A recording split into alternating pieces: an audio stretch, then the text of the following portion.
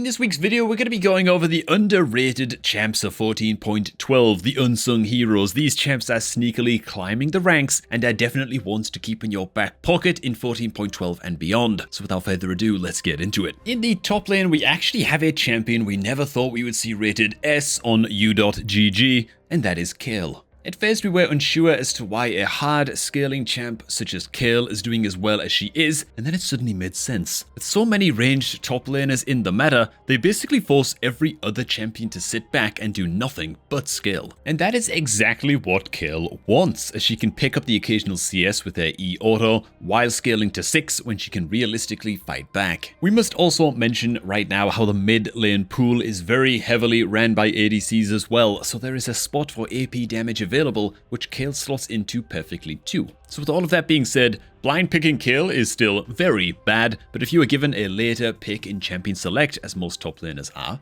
then assess both team comps and pick Kayle if you see the angle. The other top laner that is still flying under the radar is Kennen. We made a video a while back stating how Kennen is becoming a very good champ, yet so many top laners are still not willing to pick him. With the recent buff allowing you to cast R without stuttering, and with how the current meta is right now, Kennen is just such a good pick. A worthy note, however, is that Kennen really comes online after rushing Sork Shoes, so until then, you can play aggressive and poke, but be wary of jungle ganks and hard engages. Kennen's job as an early and mid-game top laner is to get pressure due to his range and Q poke, while using his E and movement speed to escape. The whole point of playing a rat is to be a rat. And who'd have thunk it? Next up, and as ever, this is just a suggested top champions list. Click on the link in the description box below right now to sign up to GameLoop.com and master every single champion covered in this video. We've got hundreds and hundreds of guides authored by challenger coaches for every role and scenario you're gonna run into. We're talking macro guides, champion-specific courses,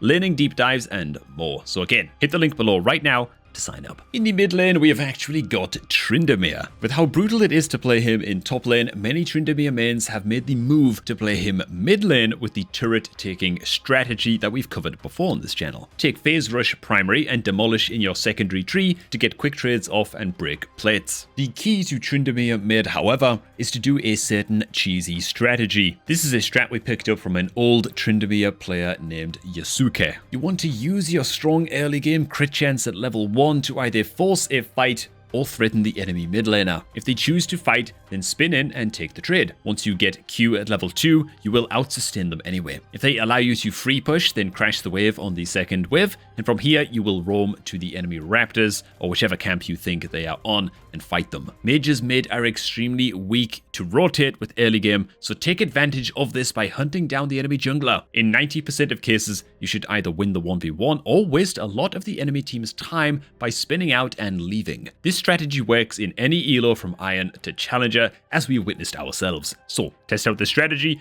for some easy underrated LP. Next up, Tristana, and she isn't really underrated, but we felt the need to cover her anyway. This champ is broken in the mid lane and needs to be fixed somehow. For a champion to be so oppressive in every matchup, scale extremely well, and can play both teamfight and split push is a bit mental. Now, the only trade-off for picking Tristana mid is that your team may lack a source of AP, but if you play the game well enough, you can solo end the game on your terms before the enemy team can stack enough armor. It has been a while since challenger players have seen an anomaly of a champion such as Tristana mid. Build Kraken Slayer into either Infinity Edge or Navori, and finish the other item vice versa, and the 3 items you can hard carry fights practically on your own. The key, of course, is not to get carried away with your own strength. Many players will fall into this trap where if their champion is too OP, they forget to farm and scale and simply permafight, which is a net negative if you aren't getting a pentakill practically every fight. Play aggressive by all means, but remember you still need to play out the fundamentals of League. In the ADC role, we are slowly moving back to a meta that we here at GameLeap despise, the one where Ashe is king, or queen in this case. With the nerfs to crit and a slight shift in the ADC meta, Ashe is finding her way at the top,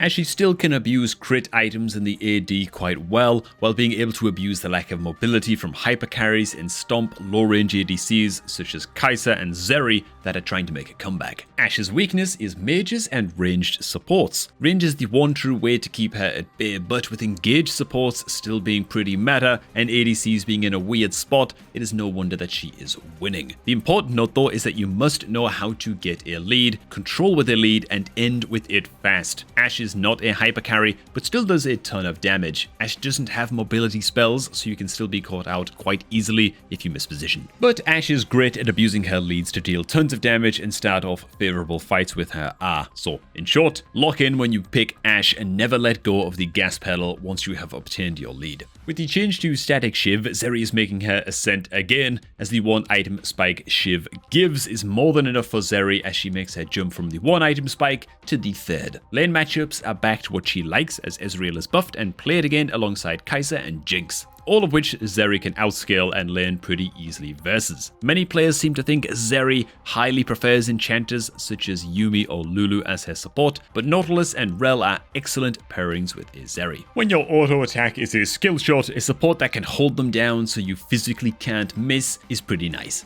In the jungle, Sejuani is making a comeback due to two reasons. There is a heavy need for tanks as top and mid laners have opted into picking ADCs and range champs, and the changes to the items Warmogs and Zeke's. Warmogs was changed recently to give you a lot more HP in exchange for losing its CDR, which is surprisingly fine as a 1000 HP item early game allows you to tank more than a Sunfire Rush or Knight's Vow ever could. Many tank junglers and supports are rushing Warmogs into Zeke's because Zeke's gives the best amount of resistances for the gold and effect that it has. The question then comes up, why not Locket? Well, Locket is a decent alternative, but having the ability to slow and stick onto targets as Sejuani is important when it comes to stacking your E and keeping them CC'd for longer. Sejuani has always been one of the best solo tanks in the game, so pick her up before the nerfs to items arrive. Udia is also making his silent comeback when things never really got that bad for him, to be honest. Many players seem to opt for higher damage junglers recently, but just like the reason Sejuani is meta again, there is a need for tanks. Udia is a champion that can tank and deal a ton of damage. It also helps that Udia is flexible when it comes to builds. If you want to be the good guy in your solo queue lobby and blind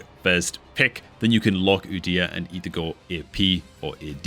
AP is the better option by a sizable margin, but that doesn't mean AD is unplayable. The strength of a good Udia player is knowing how to play both styles. A quick tip for you guys though is to tell your team to play safe for your first clear. Udia really wants to get a solid 6 camp full clear off first, as Fated Ashes mixed with your Awakened R becomes unstoppable for the first 10 minutes of the game. Now, support is a fun one for this video, as we want to bring up Poppy as the underrated support role champ.